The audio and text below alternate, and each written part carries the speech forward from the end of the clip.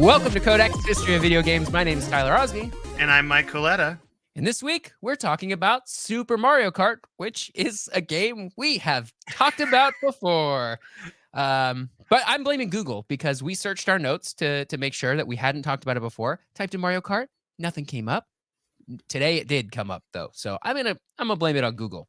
Yeah, let's all blame it on Google, and definitely not me not researching things long enough.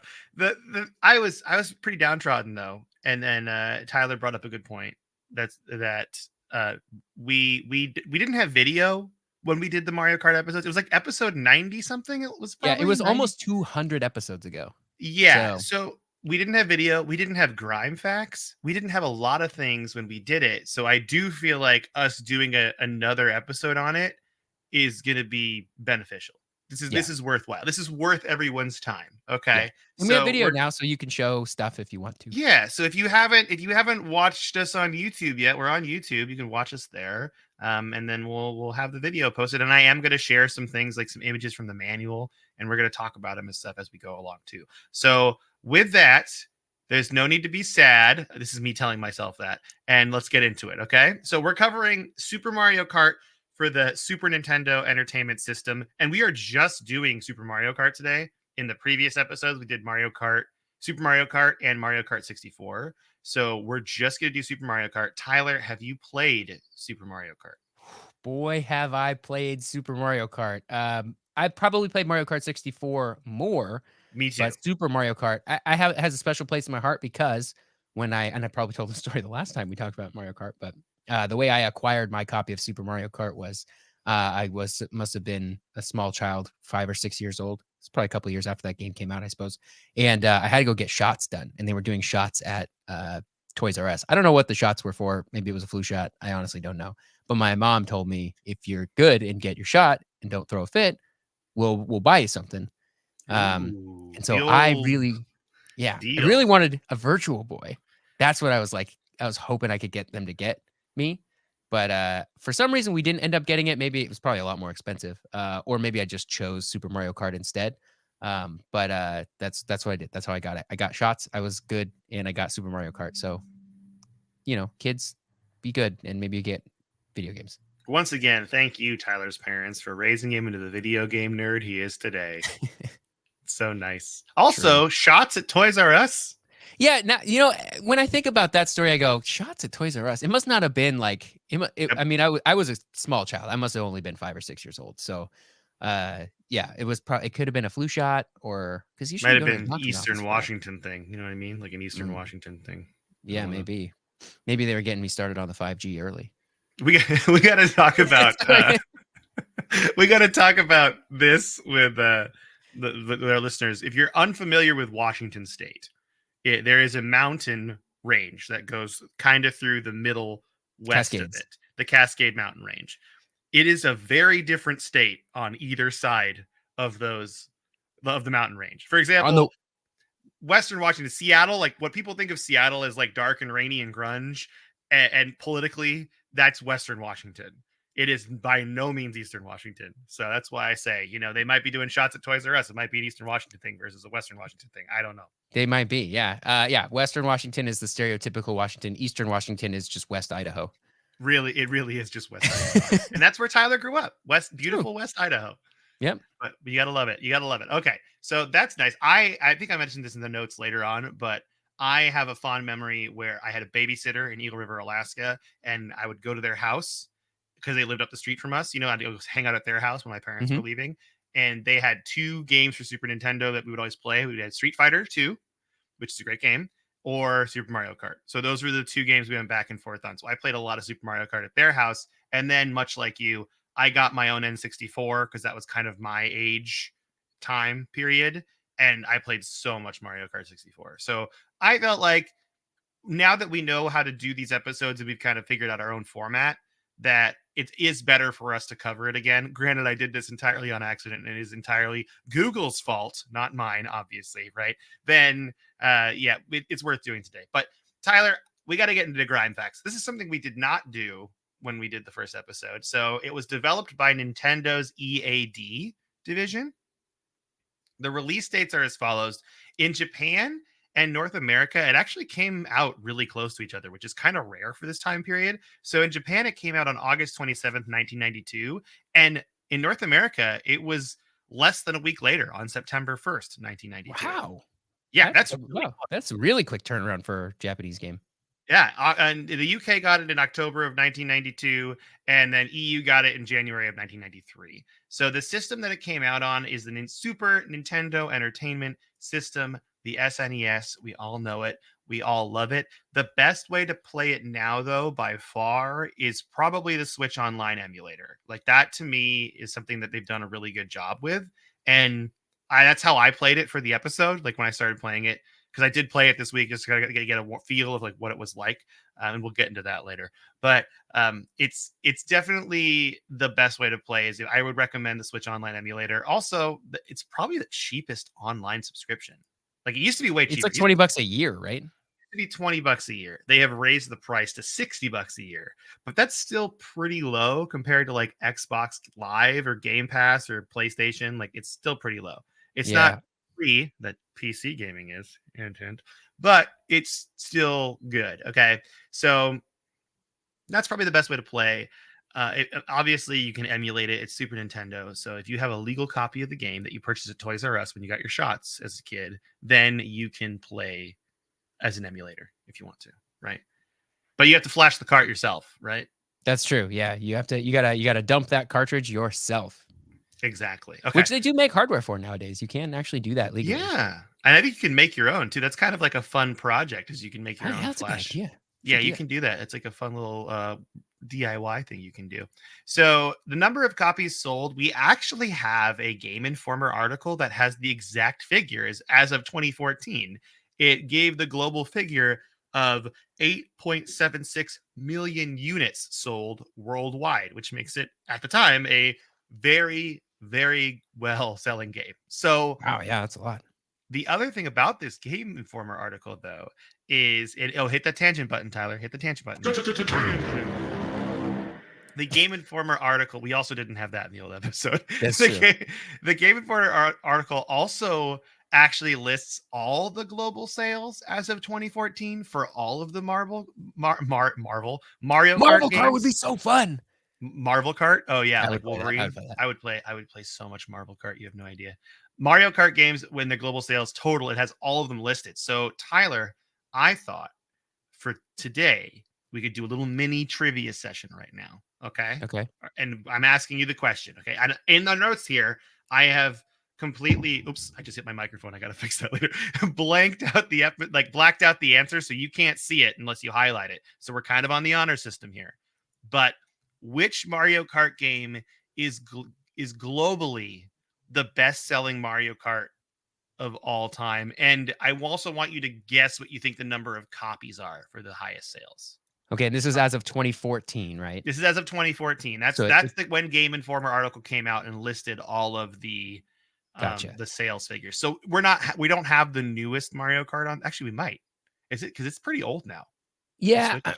Yeah, but it wouldn't have been out on Switch. No, it That's why wouldn't have been it's out on old. Switch. Yeah, that's right. That's not that old. Yeah. So So yeah. I would say normally I'd say Mario Kart 8 Deluxe on Switch probably has sold the most just because of how many units Switch has Yeah. moved. But because we're talking 2014, we gotta dig a little deeper. I'm gonna guess Mario Kart Wii.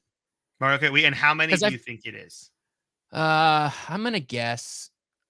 Well, how many Wii's were sold? 120 mil? I think 120 that sounds mil. about right. Wow. I'm gonna. Can I Google that real quick? Wii I will units allow you to sold. Google the number of Wii units sold. 101.63 according to IGN. Mm-hmm, mm-hmm. Not even clicking away from the Google search results. So who knows? Okay, I'm gonna guess that it sold 20 million copies. That seems like a lot of copies, but I think it may be accurate. Well, Tyler, you are correct. It is Mario Kart Wii. Yes. It is 35.53 million units. Whoa! I thought I was gonna You were a overshoot. little low on the sales count, but you got the correct one. So you get all the points today. What do the All points right. do? Nothing, but they make you Nothing. feel better, right? Make you I feel feel better. great. Good, good. Okay, so that was our little tangent. So the genre of gameplay style, it's a racing game. It's pretty clear it's One a of the racing earliest game. ones too. I mean, or at least Mm-hmm. in this style, this like third person sort of over the shoulder. Because like the Well, racing games before that, maybe yeah, we'll talk about it because like it has a lot of inspiration from F-Zero. That's Oh, yeah, yeah, yeah. what inspired this game, but it wasn't designed to be like F-Zero. We'll talk about it when we get Is to the this development section. this is the first kart racer, right? Like kart racing is a genre, like a specific racing Yes. genre that this game started, Yes. right? Yes, and we're going to get to that too in the legacy part of it as well because it is the first kart racing game really. So the average time to complete this game according to howlongtobeat.com is 2.5 hours. I don't really know what the metric is. I'm guessing that means to like get all like gold on like on 150cc difficulty, like first place every single Yeah. Grand Prix. I'm guessing that's what that is. 2.5 hours to roll credits, I guess. Yeah. Yeah, that's and an 8 for main plus extra and 15 for completionist. I have no idea what the completionist stat is for this game though. I don't know how you maybe time trial, like play all the time Yeah. trials, get a record in there that you think is really good. Do all this. Like I don't know exactly what their criteria is for completionist. It's hard for a game like this where, like, the actual game is sort of like playing with your friends or Mhm. racing is like sort of you just keep doing it, right? Like, it's cool when you win, but you don't go, "Well, I'm done with that." Like, I don't know, at least that's how I play these games. Like, you just play it all the time. I probably put 100 hours in this game, just There is a playing it. par time for each course, so maybe it's like you Okay. get under the par time for each CC on time trial, and that might take a long time. That Yeah. might be And cool. how much of that is, getting good at the game versus, like, just actually doing it? Like, if you just go race to race getting par over and over, does it take you 15 hours? Or is it like, you're gonna have to play this game for 15 hours to be good enough to do that? Oh yeah, that could be it too. So that's the how long to beat though. There was no Metacritic at the time this game came out, but we can use our Metacritic alternative we've used in the past. That is Game Rankings, and Game Rankings gave this an aggregated score of 93%, which is quite high. It's So very this is fond a memory. good video game. Yeah. We're gonna most of this episode is going to be going into gameplay, and then we have some development at the end. But we'll get into the gameplay right now because we all probably know that what Mario Kart gameplay is, right? You're racing a cart, you pick up items, you use those items to get ahead, and you try to get first place. That's Mario Kart in the essence, essentially. But I think it's important to talk about what Super Mario Kart did before the sequels and specific because there were some things that were done that were due to both graphical limitations, but also because they are just trying to kind of figure out this genre, right? This is a new thing. So they're trying to figure it out. So I'll just list them off right now. First and foremost, the big difference is question blocks are driven over on the track. Like there are question block icons on the track that you drive your cart over. And more importantly, they are one time use. So when you drive over a question block, it turns red. And there are other question blocks in the group you can drive over, but you can't drive over that same one to get an item again. Which I think I actually kind of like that. Like it'd be kind of cool if you played a Mario Kart race in modern Mario Kart where if you hit a question block, it disappears and doesn't come back. Yeah. Like, Well, and maybe I'm thinking of, like, a competitive. I know this game, I'm pretty sure it only has two-player, multiplayer because there's only 2 control yeah, ports. So, yeah, like, yeah. I in a, like, a competitive sequence thing, if you could do this with, like, 8 people, by the time you get to the last lap, probably all of the items are gone, and it's just a race now. Yeah, and I wonder if there's got to be some sort of like mod or something that lets you do Yeah, this. There probably. has to be, but yeah, it's just kind of a cool idea. Along with the question blocks, there's also coins on the ground, and you can collect coins throughout the race. And as you do, those coins increase your top speed, which is something that childhood Mike did not know at all and whatsoever. So it's actually worth it for you to pick up the coins. They also allow you to not spin out when you get hit by other racers. For example, if you get hit by a heavy cart and you have a coin on you, it'll just lose the coin versus spinning you out, which is kind of handy because otherwise, you'll get the heavy carts will knock you out of the way. Also, you really want to collect those coins. Like I was the kind of kid that just didn't think the coins really mattered, and now I'm learning It the errors of my ways. it's not obvious what they do, you know? No, and they don't really tell you unless you read the manual. Like, and we're going to talk about the manual when we get to the characters because each character, I didn't know this. The characters they have like are divided into 4 groups, and they have names. The groups have names, so we'll talk about Oh. those. It's kind of nice. Yeah, it's kind of cool. So now that this is a game from the 90s, so you know what that means. Lives, Tyler. Did you know there's lives in Super Mario Kart? You know, I That sounds familiar now. I don't think they did that in Mario Kart 64, but like if you lose a race, you lose a life. Is that what it is? If you Exactly. Yeah. come in like lower than fourth or something? Yeah, so you have a certain number times where you can retry a race. Like whereas in Super Mario Kart 64, if you get below fourth place, you can just keep trying and trying and trying over again until you get fourth place. In Super Mario Kart, you lose a life every time you hit retry, and I think you start with 3 or 4 lives, so you can actually game over Mario Kart, Super Mario Kart. Isn't that Dang, wild? brutal. Yeah, it's kind of brutal. So while Mario Kart has some of the items we all know and love, such as like the green shell, the red shell, the banana, the ghost, the star, lightning, mushroom, those are pretty common items in every Mario Kart game. There are some older items that didn't make the cut in later games, and I wanted to talk about those because they're pretty cool. The first one that I love is the feather, because the feather allows you to jump extra high. And that doesn't sound like it would be a really big superpower, right? But we're going to go back. This is kind of a tangent again. If you want to push the button, Tyler. It's in Mario Kart 64 on the Wario Stadium level. There is a spot in the beginning where if you time your jump, you can actually jump over the barrier and skip a big chunk of the map.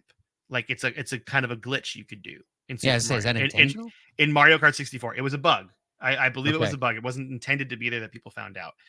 In Super Mario Kart, this is intended with this feather item. You are given this item to jump over the walls and essentially cut parts of the course out. So if you know the course and you get a feather, you can greatly jump ahead, which I think is kind of cool. It's like an item that was put in the game that allows you to kind of cheat in Yeah, a I way. remember the spooky level has like some opportunities to like jump over gaps and stuff that maybe are Mhm. made easier with the feather. Is it Rock's feather? I think Yeah, that's I what think it's it's called. Rock's feather. Yeah. Is that I'm trying to think of like which because Zelda has a Rock's feather in it too. I think that's a Link's Awakening thing, which would have been after Hmm. Super Mario Kart. I don't know if that's in Link to the Past, but if it is, then this is a reference to that, and I like that a lot.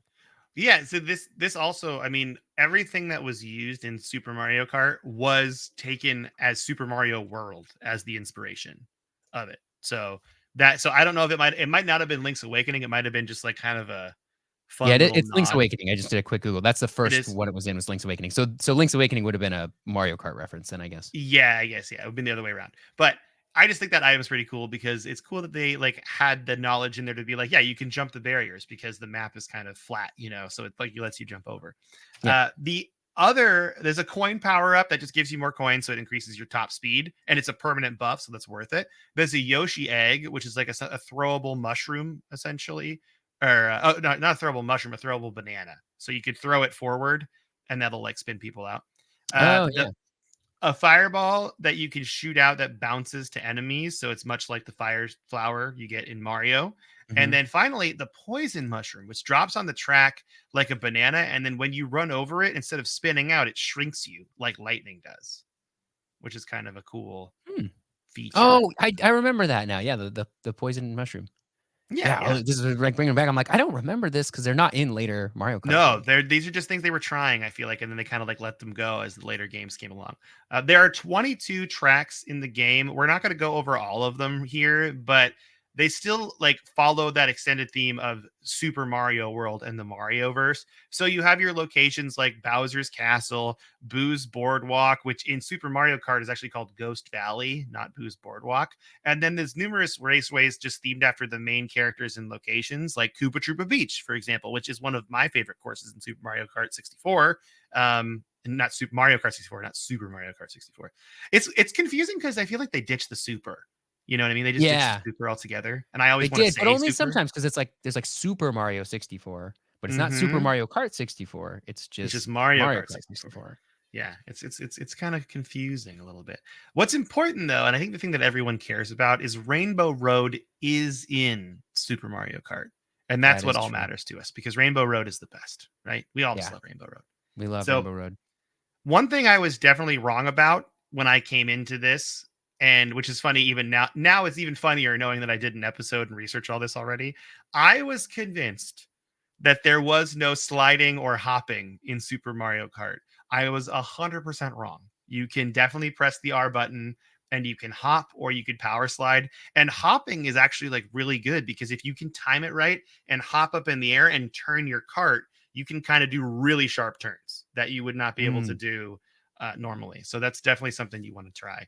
Yeah, there's not a lot of visual feedback on those either. Like in Mario Kart 64 and then later Mario Karts, you get like the sparks that fly out that sort of Yeah, give you this like you're notification that something drifting. is happening here. Yeah, I don't feel like that was in Super Mario Kart at all. No, it wasn't. And yeah, I mean, also because there's other things on the course that speed you up as well, and those give you more like signals of it, that you're actually doing Hmm. something and changing.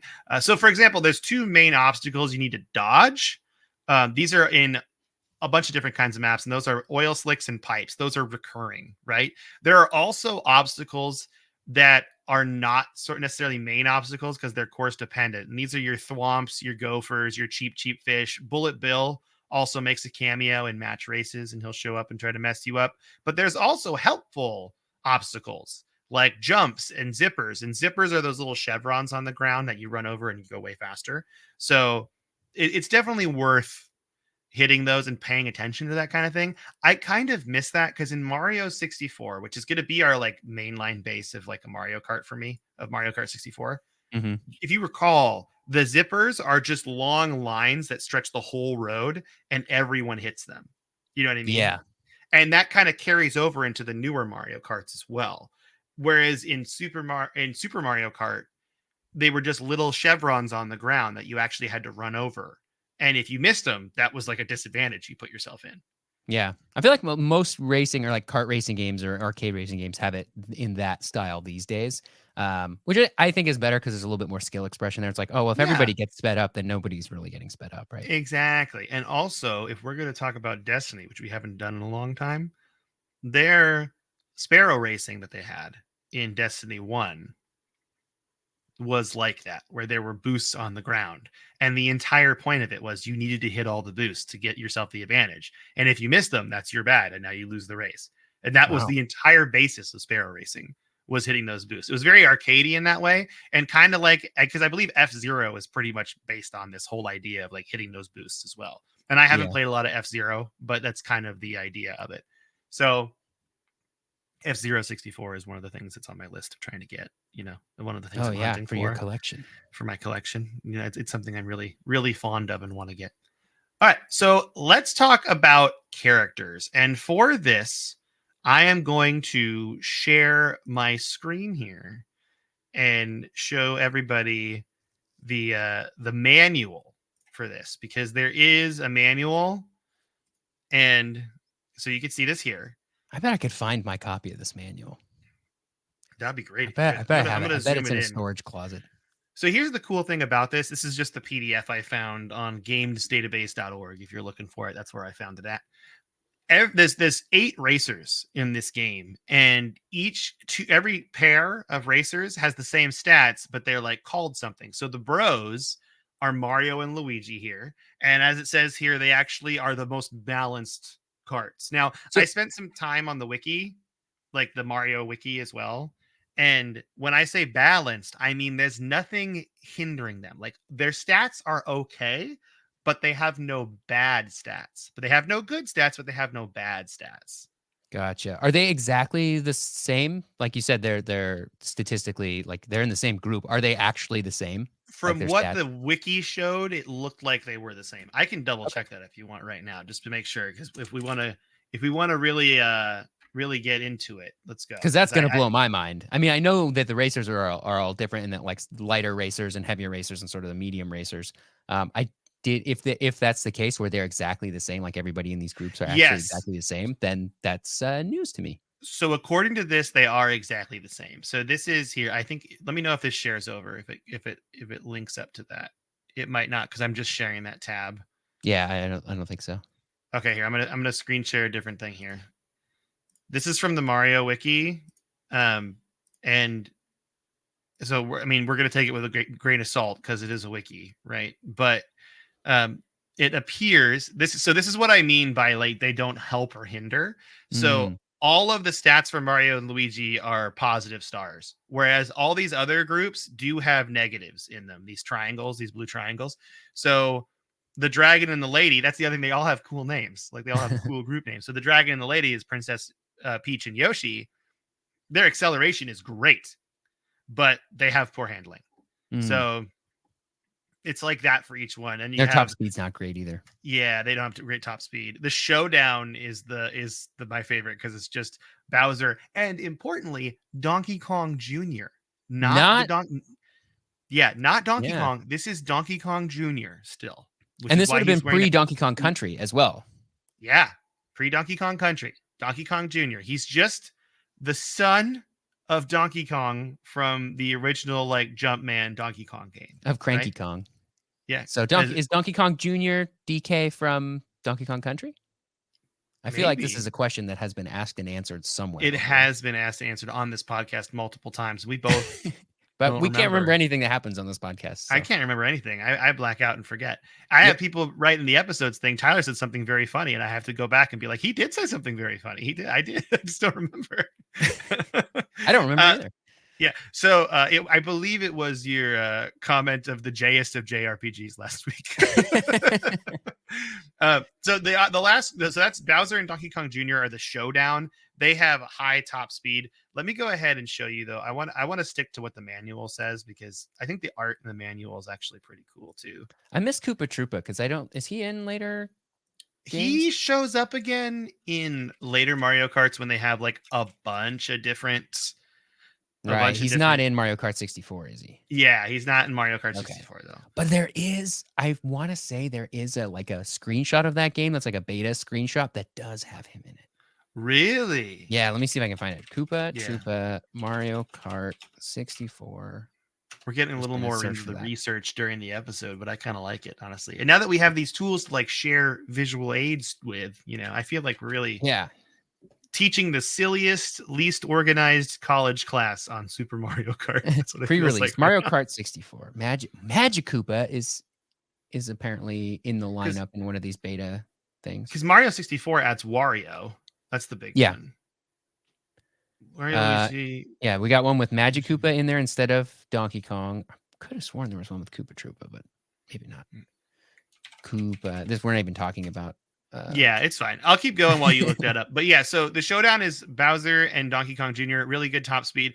My favorite is this one that says the small guys, because in the manual, it says here that because of their excellent traction, these guys are really good for beginners because they do drive better than other carts do. The small guys, Oh. which is Koopa Troopa and Toad. And so, I mean, we all had the person that played Mario Kart 64 and they always played Toad. I think we can I always say played Koopa Troopa, so I'm safe from this stereotype. I think if someone uses this, you can call them a noob because they're a beginner. The manual says they're a beginner. Look at it, Tyler. You might be a noob, is what I'm saying, Tyler. Wow. Are you gonna survive? I mean, are you gonna survive in this trying time as being called a noob by me because of this visual aid I found? There's evidence from Nintendo that says you are a noob because that's I thought I was excellent good at this traction. game, Mike. I learned I'm terrible at this game, but we'll get to that later on. I had such a hard time. You have no idea. It was so bad. So there is another thing listed, by the way, on that wiki. And I guess I can just show it while we're here because we're not going to really get into it, but people have done the research and essentially have determined the best characters for different tracks. Oh, this is a solved game, huh? Yeah. So for example, if you scroll down a little bit here, this look at this data. They got math. This charts and data of the best character combo, whether you want Mario and Luigi or if you want Princess Peach and Yoshi. Here, I'm going to zoom it in even more. And what courses they work best on. So wow. If you're trying to get all time trialsy, if you're trying to get that 15-hour completionist, according to howlongtobeat.com, this might be the chart that you're looking for. You got to min-max your character usage. Don't just pick your favorite. Pick the right one. Pick the correct choice. So we're not going to get too into the weeds on this. I just thought it was interesting because, we love video games here. Tyler and I love video games. That's why we do this podcast. I have never been so into a video game that I have created graphs about speed on courses. So that's just a whole new level of people that are into Mario Kart 64. And I like that. So, Anyway, I just thought it'd be cool to share. The manual, I would look it up. The artwork is beautiful. I love this old like 90s Nintendo art. It makes me so happy. Whether Yeah, it's there's like an it's art style there that is kind of fun. yeah, it's like cartoony and fun, and I really dig it. So, yeah, if you're interested in that, you can go look at the Mario Wiki to do more reading on that. But the last thing I want to discuss about the characters is there is an in-game system that's they call it the Rivals system in the wiki and things that I've looked up. Um, it's not. This was mentioned like not in the instruction booklet, just on the wiki. But if you play Grand Prix and you play solo, every character has a set rival that will be the second place character or first place racer, like the one trying to beat you. So, for Huh. example, I played as Mario, and Donkey Kong Jr. was always my rival, always. And that's just the Interesting. setting. So, they set that, and then they have every single other character has like an order they're set in to try to beat you based on the character you play. And that's how the system works. So you will see someone other than like Donkey Kong Jr. be the person um directly behind you. You know, he'll always be second place, or he'll be first place and you'll lose. Like it'll always be that order. I wonder So why they did that. Like, do they want you to just be like Donkey Kong Jr. again? Like, I just mean, getting mad at like one specific thing? There's maybe part of something there. part of me wonders if it was like easier to set it than to program it to be like random. It might be a memory thing. Again, like Oh, we're not. I'm not a programmer for this. I don't understand how they program Super Nintendo games. I have no idea. But I think it would be something to do with it's easier for them to just set the order maybe than to have it be randomized. Because I know now it seems to be mixed up. And when you play a modern Mario Kart game, it could be anyone, right? It could just, yeah. but then they will like set to it. Like if someone's racing really well, you move on to the next race, they're going to be the ones now behind you. But it changes. I don't think it's based on the character you play. So Hmm. I just thought that was an interesting thing. But let's talk game modes real quick. There's the Grand Prix mode, which I think is the one that I mean, I grew up loving this the best. I would always rather play Grand Prix 2 player on Mario 64 than 4 player. like I You get a trophy at the end. and the blowfish just shoots it out, which is great. Hmm. Which is a thing that started in Super Mario Kart, by the way. There is a giant puffer fish that shoots The the cheap trophy cheap. and it lands on you. The cheap, yeah. So you select a character and race against the other 7 in a total of 5 races. That's 5 races in Super Mario Kart. It's 4 in Mario Kart 64. So there's a change there. And if you place in the top 4, you get points. If you place lower than the top 4, you have to retry the race and you lose a life. So you do have a limited number of retries, like we mentioned before. It's important to note that you can play Mario Kart Grand Prix with 2 players in Super Mario Kart, and player 1 will always start the Grand Prix in 8th place, and player 2 will start the Grand Prix in 7th place. So if you want the advantage, grab that second controller. You know, when you're playing on a Super Nintendo, do that. So the time trial, it's pretty simple. It's a single player race where you just race for the best time. There's no items. Match race, 2 players racing head to head. There are items. And then the famous battle mode, which might have been my favorite way to play Mario Kart 64. That was one of the Block most fun Oh things. Yeah. yeah, block fort, Mario Kart 64, trying to get the high ground, shooting the shells. We always had the rule where if you got green shells, you shoot them into the bottom, so the bottom is just like a mess of green shells running everywhere. It's so fun. It's such a good time. So there is battle mode where you try to pop players' balloons. It's just a fun thing. I didn't get to play battle mode in Super Mario Kart because I didn't have someone else to play with, you know. And my Oh. my my wife notoriously does not enjoy Mario Kart. She has a hard time with it. She doesn't find it fun, but that's okay. I don't hold it together. We play Mario together. We need to play Mario Wonder still, her and I. I need to play that game. Oh man, Mario Wonder is really good. Have you played the Peach Showtime one yet? No, I haven't. Okay, because it's at Costco. I saw they have a bunch of copies of it, which is very rare now for Costco to have copies of games. Usually they just sell gift cards now, but Hmm. there was a bunch of copies of Peach Showtime, and I was like, that's kind of cool. I might pick that up. If you put it at Costco, I'll buy it, Nintendo. I'm not afraid. I love Costco. Okay. All right. If we're not sponsored by Costco, but we could be. We could be. Hit us Costco. up, John Looking at Costco. you. Kirkland Signatures Codex History of Video Games. Okay. So let's talk about the development.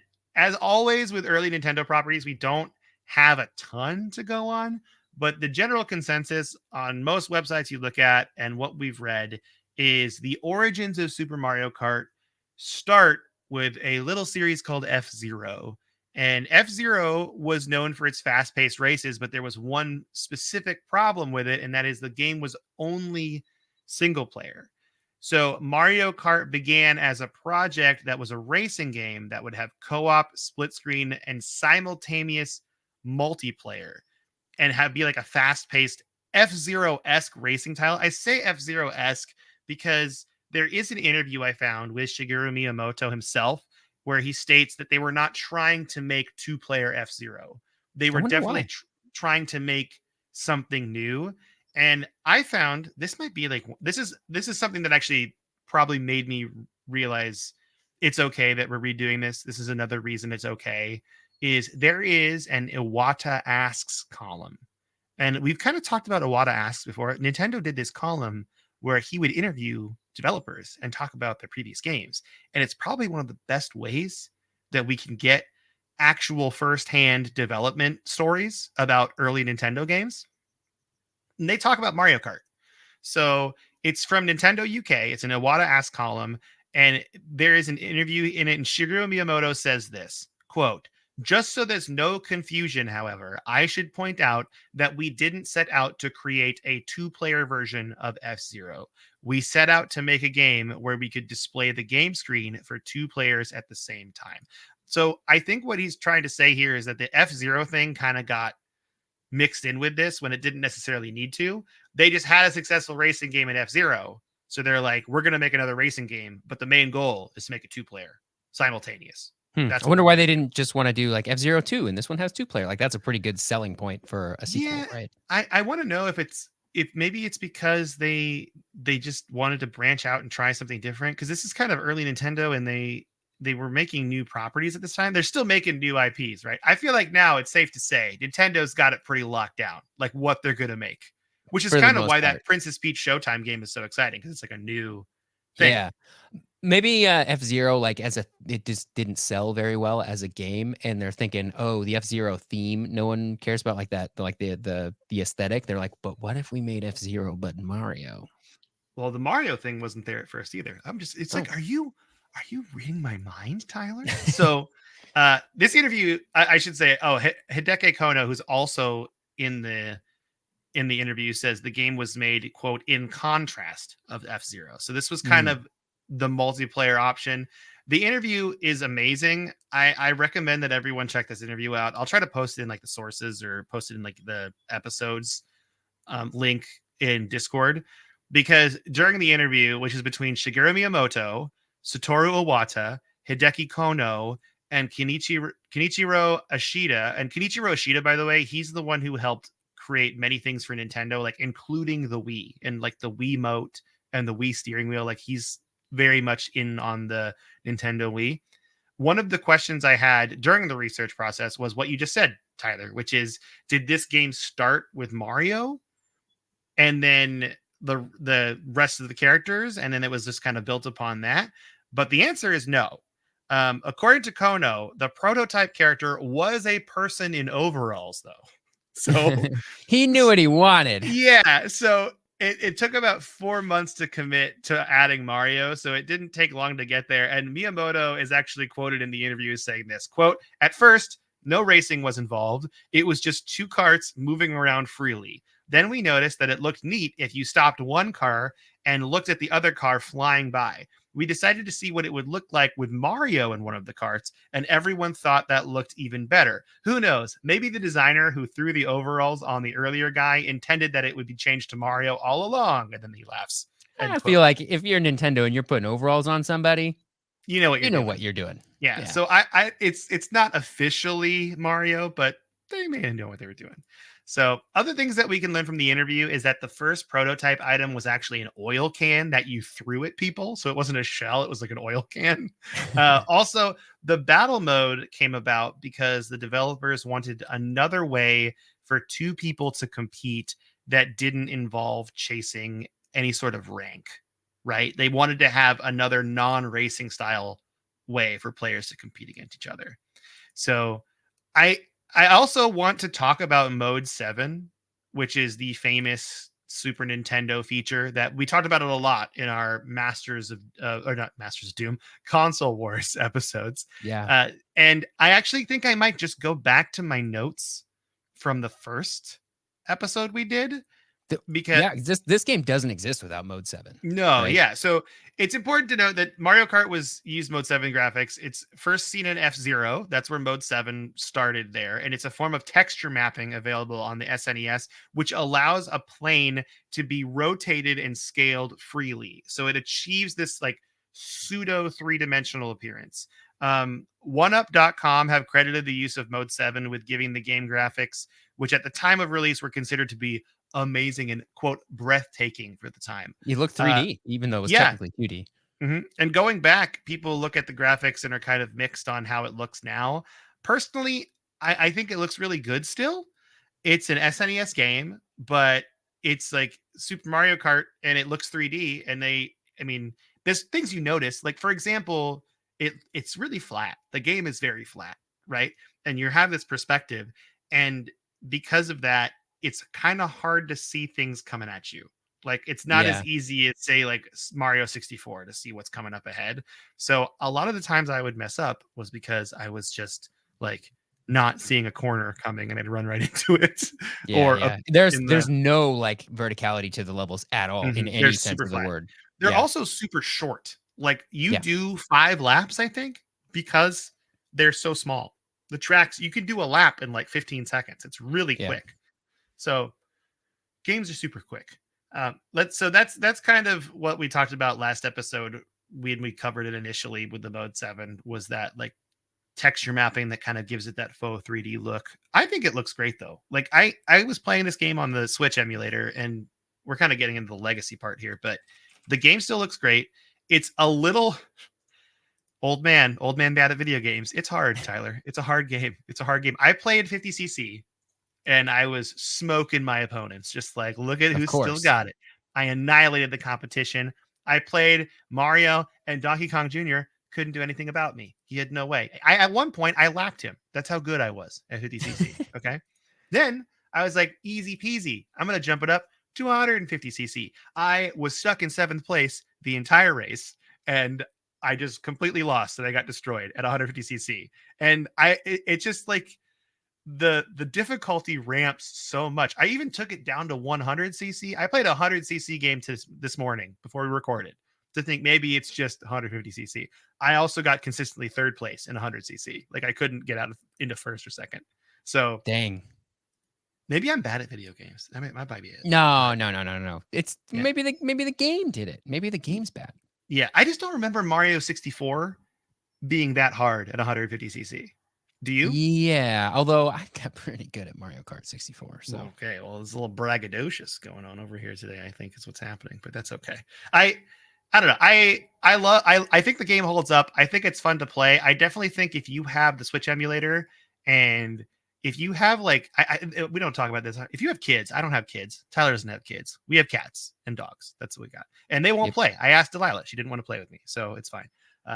But if you have kids and you want to show them like a fun old multiplayer game, I think that this is it. This is a good one. Let's put match game on, match mode, no computer, and you just Mhm. play. I think that's probably the best way to play the game now is 2-player match game because the only thing that's making it hard are you and the other player. Like you don't have to worry about the computer or anything like that, and you don't have to worry about the computer beating you. You could just race together, and that would be fun. So that's how I would recommend you play it now. As far as the legacy goes, though, it really is on like every greatest video games of all time list. You're going to most likely see Super Mario Kart on there. And it's warranted, I think, because this created kart racing. This game created kart racing. So where the items like appear and you shoot them at your opponents to like knock them out, it definitely made it super popular. There were games before with like racing games that had items that you could like knock people out. um Nintendo, I believe it was Nintendo. Is Rock and Roll Racing just Nintendo NES or is it SNES? Can you look it up for I'll me? Google it. Because Yeah, Rock and Rock and Roll Roll Racing Racing. was a game that came out. I want to say it was NES that It did is have Super NES. it's It is Super NES. after. Okay, Mario that's Kart. hilarious because in my mind, I thought Rock and Roll Racing was the one before this. So in that case, Rock and Roll Racing 100% took from this game as well. So this really could be the first one of a racing game that's kind of like a battle style kart racer. I mean, Mario Kart is in the name, so kart racing probably came from it. Dude, Rock I and Roll Racing has like real rock and roll songs in it. Oh yeah, dude. Did you play Rock and Roll Racing? It was great. No. No, The Rock and song Roll. Oh man, Bad Rock to and the Roll Racing. Bone, Highway Yeah, Star, Paranoid, Peter Gunn, Born to Be Wild, Radar Love, Breaking the Law, Red Barchetta, Power of the Wow. there All right, are tangent, but Rock and Roll Racing had a rockin' soundtrack. there are people. Good use of the tangent button. Great use of the tangent button. Rock and Roll Racing. I have friends that's their favorite racing game from SNES. That's their favorite one because Wow. yeah, it's super fun. I think okay when I think kart racing, I'm going to talk about my favorite kart racing games that I played as a kid. Diddy Kong Racing, Love it. Crash Kart Racing, Oh, Crash Team Racing. Crash Team That Racing. I'm so sad that the remade version of that has still not come to PC. Yeah, I remember playing Crash. Is it Crash Kart or Crash Team? Crash Team Racing I on the played PlayStation. the iOS version of that. That was an early What? iOS. That was an early iOS game. Look it up. Huh. It's real because I had it on my original iPhone and it barely played it. So yeah, I think I paid like $1 for it too. Okay. There's also a personal favorite Nintendo 64 title of mine that we will do an episode on at some point is Lego Racing. Lego Racers. That is a great kart racing game. But all of those games would not exist without Super Mario Kart. So I Mhm. think that's the legacy we leave behind with that. And so we should all pour one out for Super Mario Kart. Respect it because we love it.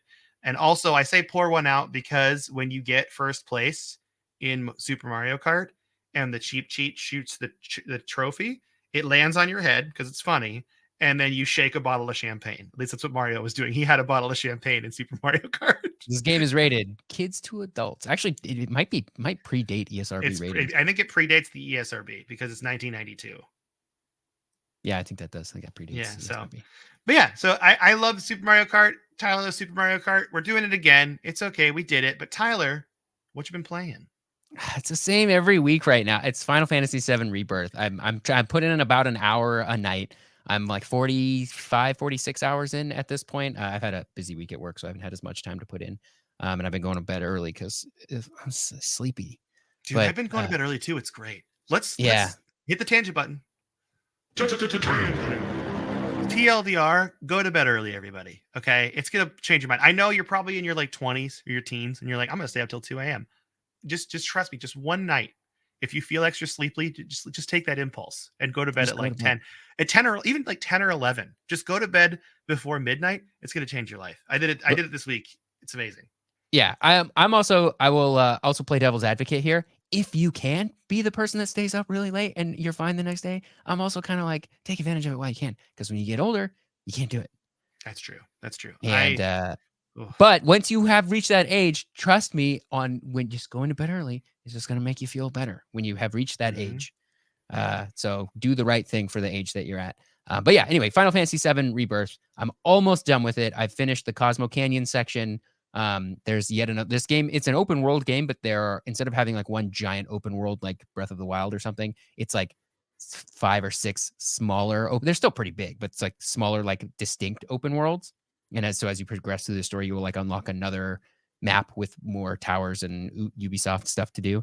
Um, so I'm a little, I was at first completing all of those sections. I was like, I'm going to do the whole map. And then I did the whole second map. And then I got to the third map and I was like, I don't want to do another map. And then I got to the fourth map and I was like, whew, this is another one. And then I got to the fifth map and I was like, wow, these keep going. And I think I'm on the sixth one now. And I'm like, I can't be 100% in all these maps. Yeah, dude. Uh, It's hard, but I'm glad you're having fun though, yeah, but because the game's you're great. loving it. Yeah, I am loving it. And I may go back and redo it. And I may also save that for when it inevitably comes out on PC. I will need a reason to buy it and play it again. So, Yeah, I mean that's how probably I'm gonna play those games if I'm gonna get them on PC, and I'm gonna play it in yeah. the order you mentioned, where I play the new ones and then maybe go to the old one to see the Yeah, difference. I really want to see because most of us playing the new ones have played the old one, and so like we're comparing it in that direction. I would love to see someone play the game without that prior knowledge, and then go back and play the old one, just to see what you think of it, because there are scenes in that first one that get expanded on in this one that just go way over the top, and it's really, really funny. I wonder how that feels going back when you get like the over the top version in the new one, and you go back to the original, and you're like, oh, it was not that big a deal in the original, but it was still funny. I'll see what it's like. I mean, yeah, I'm curious. I'm excited. Well, I What have have you been been. playing? Oh yeah, I've been just playing Stardew Valley all week. I'm in again. I'm obsessed. Like it's funny because you mentioned you've only played one game. I have only played one game this week, and that is Stardew Valley. I am obsessed. I'm loving the 1.6 update. I did the Riverlands farm. I have the fish smoker. I'm loving it. I almost stopped this playthrough to start another one on the Meadowlands farm, and I'm like, you gotta calm down. You gotta at least get all the community center done before you move on to that. You know what I mean? Because Mm, I was just going for it. It's kind of nice. The second playthrough is great because I feel like a lot of Stardew Valley is organizing your time. And I know this is a casual game, okay? And you can do whatever you want. But I am like, I want to get the community center done as fast as possible. That's like what my goal, my personal goal is when I play Stardew Valley. And timing it out right has been so much fun to me. Like planning it, and like when the plan comes together and you're just like, oh, it feels good. Like I know this is a casual, cozy game, but it feels good when your plans come together and you sell a lot of stuff. So I love it. I love it so much. I'm having a good time with it. And it's just chill. To show you, like 1.6 update came out. What was that? Like last week, I believe. I have put 30 hours into it already. So I feel like that's pretty wow. good. Yeah, put a lot of time into it. So I've been loving it. But yeah, big fan of that. Maybe I'll play a new game next week. Maybe I'll play a game next time for the podcast that we haven't done before. I might. Don't Maybe. don't tempt me. I've been kind of like, because I've been on a kick of playing the Stardew Valley. I thought maybe I might want to cover Harvest Moon, which is what Stardew Ooh. Valley is heavily inspired by. It's like a, Mm-hmm. because there are Harvest Moon games on that Switch emulator. So I feel like I should use the Switch emulator to like our benefit here. Yeah, they started calling it something else too, right? The I feel like it's gone back to its Japanese name. The series, like It's a Wonderful Life or something. Harvest Mm-hmm. Moon games, because like there are new ones that keep coming up, but they're not called Harvest Moon anymore, so people might miss them. Yeah, yeah. Because Story of I Seasons, that's what it is. Story of Seasons. Okay, yeah. Because Harvest Moon, I want to say that was that an NES title or was it like a Game Boy title first? I don't see. I don't even know. That's the other thing about Uh, it. I don't know anything about it. All I know is there's a Harvest Moon 64, and it's crazy expensive, and I want it for my collection, and I could never afford it for my collection because it's just too much money. So, Harvest but Moon, Super Nintendo is the first one. There was a Super Game Boy one. Nintendo. So it might be on that emulator too. I should check Might that be, out. yeah. I think it is actually. I think I remember seeing it because I was looking through Mario Kart. Story But of they went back to calling it Harvest Moon for they new did. version. Okay, good. Yeah. Okay, good. All right. But yeah, so yeah, we'll see what we cover next week. We have a guest, Tyler. Get excited. Oh yeah. We got a guest next week. But with that, things you can do to support us, you can go to codexpodcast.net. That's got all our links on it, everything you'd ever want to see, our link to our Discord, to our Trello boards, everything. You can also send us an email at codexhistorypodcast@gmail.com. With that, Tyler, would you like to say goodbye to everyone today? Yeah. Goodbye to everyone today. Dude, we missed an opportunity. It's an April Fool's joke. Redoing Super Mario Kart is an April Fool's joke.